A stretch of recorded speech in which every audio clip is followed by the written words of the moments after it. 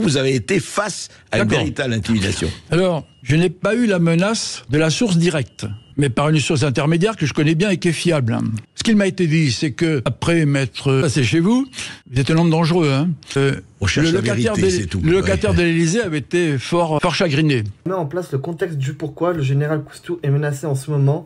Il a dit 7 jours avant dans l'émission Sud Radio que Emmanuel Macron voulait tirer sur les Gilets jaunes en décembre 2018 et le chef des armées lui a répondu que l'armée ne tirera pas sur le peuple. Bon, je suis surpris quand même qu'il s'intéresse à un lointain brigadier de province, mais passons. Vous n'êtes pas que ça, général Coustou. Oui, allez-y. On m'a donné le résultat des courses, j'avais 2 options. Soit je me taisais jusqu'à l'élection européenne, et auquel cas rien ne se passerait pour moi. Je ne vois pas pourquoi cette date, mais c'est comme ça. Soit je continuais de parler, et à ce moment-là, je peux avoir une crise cardiaque. Une crise cardiaque. On vous l'a dit comme ça. On vous l'a formulé comme ça. Alors. Tiens, ça me rappelle une histoire d'une députée européenne morte subitement il y a quelques mois.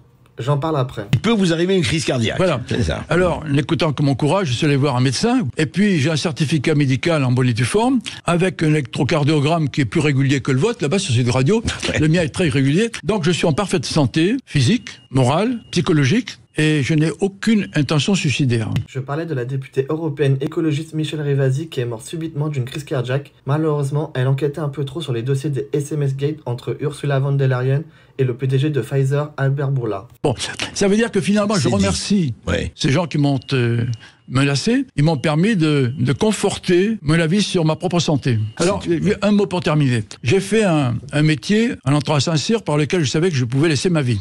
Je suis toujours là. La peine de mort est abolie. Qu'est-ce que je risque?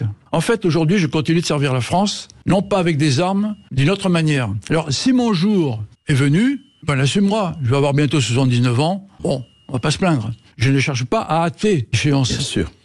Voilà, donc ça ne m'intimide absolument pas. Et pour qu'il m'empêche de parler, il faudra effectivement qu'il me supprime.